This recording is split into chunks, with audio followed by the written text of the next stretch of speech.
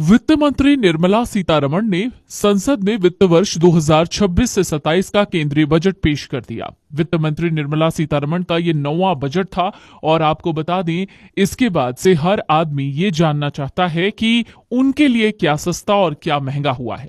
तो अगर आप भी बजट को सुन नहीं पाए, देख नहीं पाए और समझ नहीं पाए, तो चलिए ये आपके लिए एक मौका है जब आपको बस एक क्लिक में पता चलेगा कि बजट में आपके लिए क्या सस्ता हुआ है और क्या महंगा हुआ है।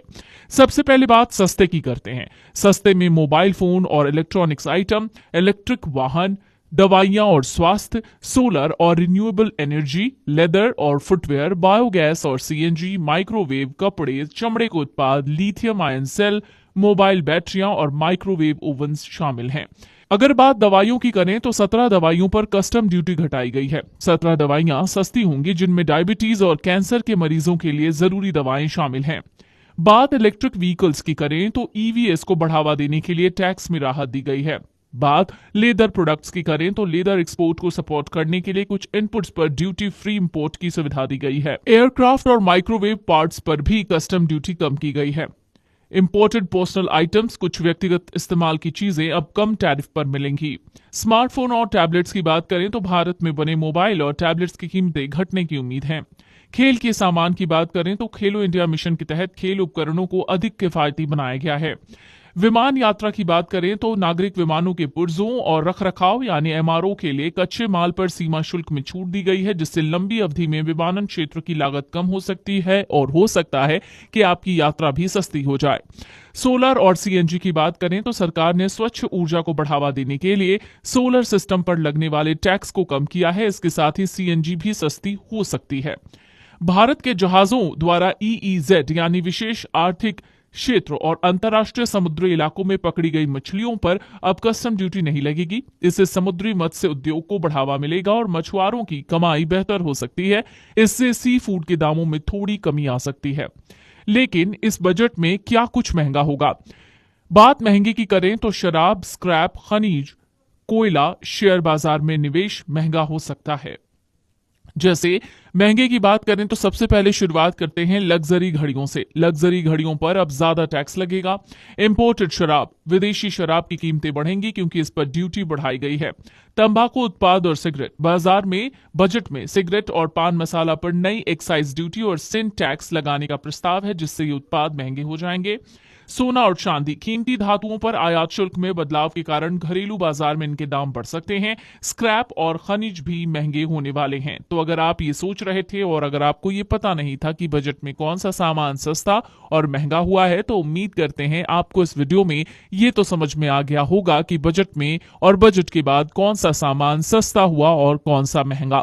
अगर इसके बारे में कुछ और भी बातें डिटेल से जानना चाहते हैं तो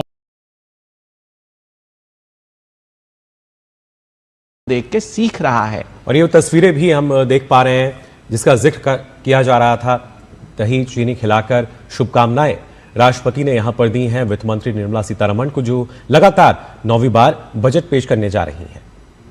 तो बिल्कुल मुकुल, अगर से हम देखें तो दही चीनी का खाना काफी शुभ माना जाता है। कहते हैं कि जब भी कोई अच्छा काम करने जाओ तो दही चीनी के साथ इसकी शुरुआत करनी चाहिए। और हमारे घर में भी हमने देखा है कि हमारे फैमिली में पेरेंट्स ने भी कई बार जब हम एग्जाम देने जाते थे तो दही चीनी खिलाकर ही हमें घर से रवाना किया जाता था। और उसी तरीके की आज की ये तस्वीर भी हमारी परंपराओं को निभाते हुए।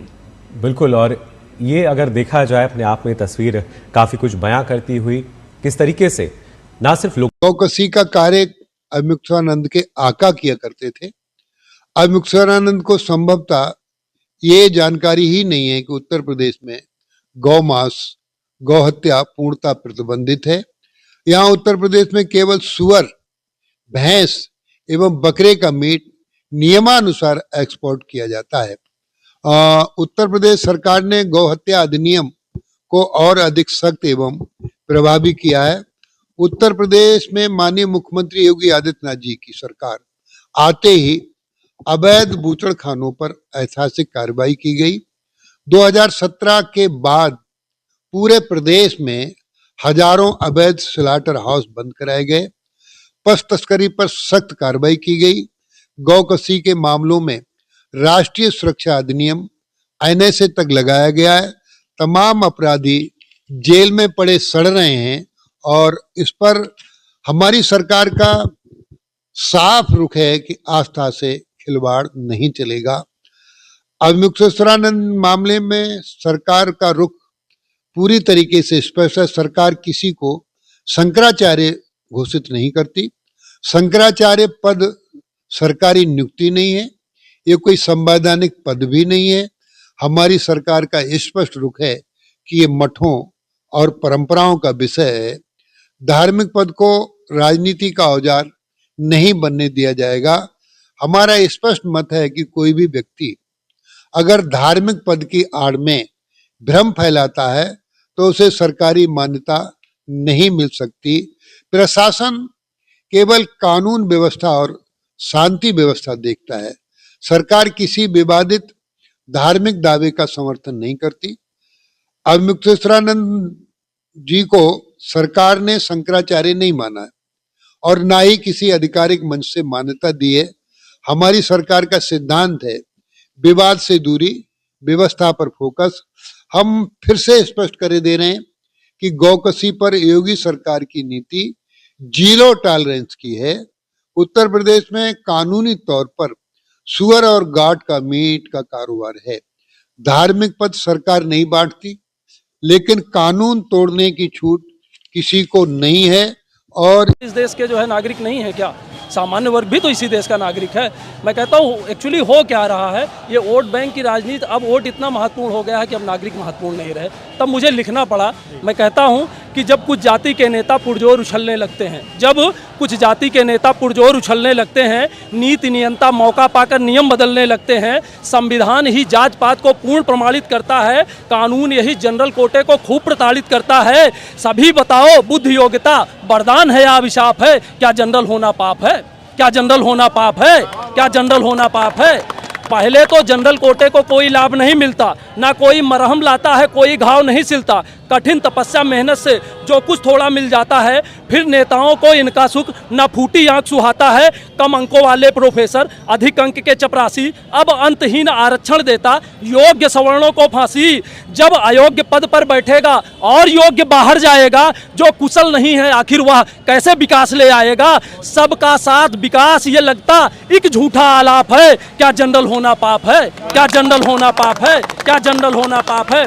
आपको बताता हूं, हम लोग सुपरमैन नहीं पैदा होते। ऐसा नहीं है कि कोई जनरल जाति में पैदा होता है तो सुपरमैन बन के आता है, उसके पास बुद्धि, योग्यता, धन, वैभव सब एक साथ आ जाता है। ऐसा नहीं है। हम भी गरीब हैं, हम भी समस्याओं से घिरे हुए हैं। तब लिखता हूँ, 4 पंक्तियाँ और सरकार तक पहुँचाता हूँ, जिम्मेदार लोगों तक, कि क्या कमजोरी आती है जात पात को देखकर? ये नेता कैसे सोते हैं वोट की रोटी सेक कर? एक वर्ग को मुफ्त मलाई रोज रोज बांटी जाती, दूजे के हक की थाली आखिर क्यों छांटी जाती? टुकड़े टुकड़े नहीं चाहिए, टुकड़े टुकड़े नहीं चाहिए, दो तो पूरा अधिकार दो। बार बार मरने से अच्छा एक बार में मार दो। जो इतनी नफरत करते हो देश निकाला दे देते, जो जाने से मना करे विष का प्याला दे देते। राजा न्याय देवता बोलो, ये कैसा इंसाफ है? क्या जनरल होना पाप है? क्या जनरल होना पाप है? क्या जनरल होना पाप है? विकसित भारत के रास्ते में अंतिम महत्वपूर्ण बताता हूँ, ये जो दोहरा और तेहरा और चौथा आरक्षण ले रहे हैं, कहता हूँ कि विकसित भारत के रास्ते में आरक्षण अभिशाप है। विकसित भारत के रास्ते में आरक्षण अभिशाप है। विश्व गुरु के देश में क्या जनरल होना पाप है?